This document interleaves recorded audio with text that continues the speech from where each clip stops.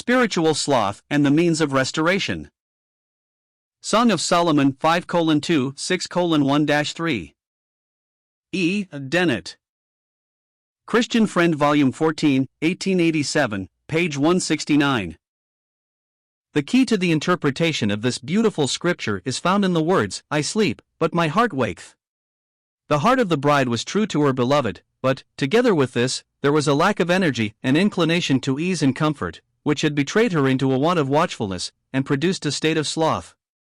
This is seen from the contrast drawn between her position and that of the beloved. While his head was filled with dew, and his locks with the drops of night, she is seen reclining at her ease upon her bed.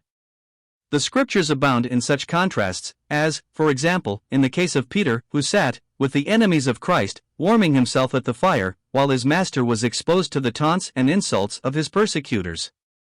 Luke 22 verses 55-64.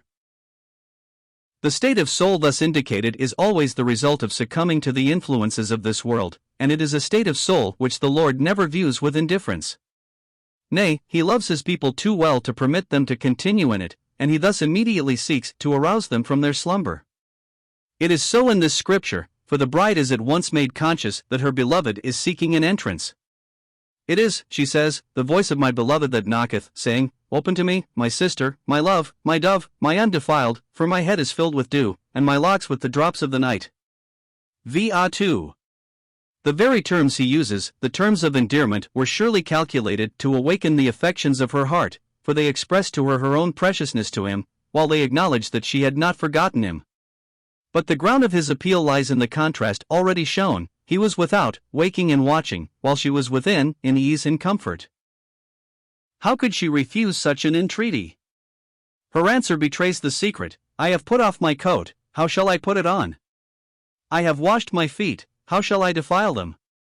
She was occupied rather with her own ease than his claims, and hence to respond to his appeal involved sacrifice and required energy. How many of us lose the visits of Christ in this way?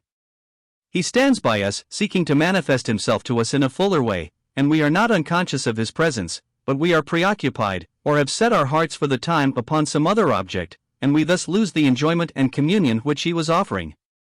Like the bride, we had put off our coat, and could not put it on again.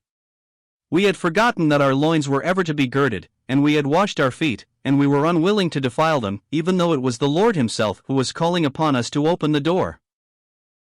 But he never presses himself upon unwilling hearts, and thus, when he found that the door was closed against him, he withdrew. The bride was conscious of his efforts to obtain admission. She had heard his voice, and she had heard his hand upon the door, and at length her heart responds, her bowels were moved for him. Her sloth is removed, and, arising, she opened to her beloved, but he had withdrawn himself. V6. She had, alas, lost her opportunity. When her beloved pressed himself upon her, she could not make the effort to receive him. Now that she had opened the door, it was to find that he was gone. The soul has to learn that it must wait on the Lord's pleasure, that communion and the enjoyment of intimacy are only possible to a responsive heart, that, in a word, it can only repose on the Lord's bosom when he draws us into that blessed place. The beloved had drawn near to the bride, and had presented himself in all the attractions of his love for a season of ineffable blessedness, but she lost it because she was seeking rest in a scene where as yet he had found none. The seeking had hitherto been on his part, now it was her turn to search and be disappointed. She arose to open to her beloved, and she at once discovered how much she had lost, for the fragrant traces of his presence were left behind. Her hands, put where his had been, on the handles of the lock, dropped with myrrh. Then she says, "I sought him, but I could not find him, I called him, but he gave me no answer." V6. Had her beloved, then, renounced his love? Far from it. He was but teaching her a needed lesson, and seeking the restoration of her soul, by thus calling forth the energies and desires of her heart. In this way he was exposing her true state to her own eyes, and making her learn also that restoration is only possible through discipline. The enjoyment of the presence of Christ may be lost in a moment, it may, and often does, take days to recover it. Forgiveness, on confession of sin, is immediate, but the restoration of communion can only be gradual, and a work of time. This is illustrated by the experiences of the bride. Let us trace them. First, the watchmen that went about the city found me, they smote me, they wounded me. V7. What had she to do, wandering about the city at night, without her beloved? The very fact that she could not find him revealed her state to these faithful watchmen, and they did not spare her. They were charged with the discipline of the city, and they failed not to administer it. And well is it for the assembly when there are faithful men who watch for souls as they that must give account, Hebrews 13 verse 17, who do not hesitate to search souls, even if they smite and wound them, in the power of the word. The Church cries aloud for those who can discern the state and meet the need of souls, for pastors who are skilled to feed the flock of God, and to restore the wandering and backslidden in heart. In the next place, the bride encountered the keepers of the walls, and they took away her veil from her, exposed her condition, her nakedness, bereft as she was for the moment, through her negligence and self-seeking, of her beloved. If the watchmen answer to pastors, the keepers of the wall will find their correspondence in those who seek to maintain holiness in the house of God. The walls guard those within from the enemy without, exclude evil, and preserve those inside in peace and security. The keepers of the walls therefore maintain separation from evil and separation to God, jealously shutting out all who have no right of entrance, and admitting only such as can exhibit their title. When thus they found the bride seeking after her beloved during the night, they take away her veil, for it was incumbent upon them to ascertain whether she was what she professed to be. What a contrast between the bride in verse 1 and in verse 7, she had said, "Let my beloved come into his garden, and eat his pleasant fruits." Cant 4:16. And he had instantly responded, "I am come into my garden, my sister, my spouse. I have eaten my honeycomb with my honey, I have drunk my wine with my milk," etc. But there followed, as is so often the case in the experience of souls, a reaction upon this supreme season of enjoyment, and hence the next words are, "I sleep, but my heart waketh." And now she, who had been so happy in the presence of her beloved, feeding in his garden, is smitten and wounded by the watchmen, and unveiled by the keepers of the walls. But this very condition into which she has fallen is the way of recovery, and the action both of the watchmen and the keepers of the walls has this in view. They are the servants of the beloved, they have his mind, and he it is who has guided them in their work, and hence the gracious effect of their ministry immediately appears in her intensified desire after their beloved. This is seen in her appeal to her companions, the daughters of Jerusalem. "I charge you," she says, "O daughters of Jerusalem, if ye find my beloved, that ye tell him, that I am sick of love." Her yearning after restoration, as thus expressed, is most touching. Still, it is sad to see one who had been in the enjoyment of the intimacy of his affections compelled to inquire, from those who had never been in her special place, where her beloved might be found. They had never been, like her, the objects of his endearments, and, strangers to the sorrow that now filled her soul, they could not understand the fervor of her emotions. Like Mary, when, as she thought, others had taken away her Lord, and she knew not where they had laid him, she had lost everything. The world was but a vast wilderness, nay, a sepulchre, if he were lost. Happy the soul that knows something of this blessed experience.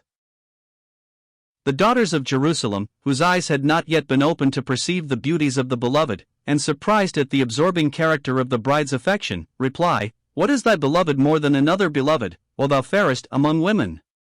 What is thy beloved more than another beloved, that thou dost so charge us?" V9. It is this question that brings out the truth of her heart, whatever had been her temporary indifference, and, fired by her zealous love at such a question, as well as astonished that any could be blind to the excellences of her beloved, she pours forth a glowing description of his beauties, dwelling with delight upon the details of every feature, thus betraying her intimate acquaintance with the one of whom she spake, and summing all up in the familiar words, "He is altogether lovely." Then, turning to her companions, she cries, "Thus is my beloved, and this is my friend, O daughters of Jerusalem." It is a wonderful testimony, and the secret of it, as well of its power, was a full heart. Her heart was boiling over with a good matter, and she could therefore speak of the things which she had made touching the King. And this is the secret of all ability to testify of Christ. First, acquaintance with him, and secondly, the heart filled with himself, with the sense of his love, his grace, at his perfection. This is the best wine that goeth down sweetly, causing the lips of those that are asleep to speak. Three things remain to be noticed. First, the effect of the bride's testimony. The daughters of Jerusalem are aroused to desire to seek the beloved with the bride. just as when the Baptist, with a full heart of admiration, looked upon Jesus as he walked, and said, "Behold the Lamb of God," his disciples were drawn away after the one to whom their master had testified, so the companions of the bride were irresistibly attracted to the beloved by the testimony of the bride.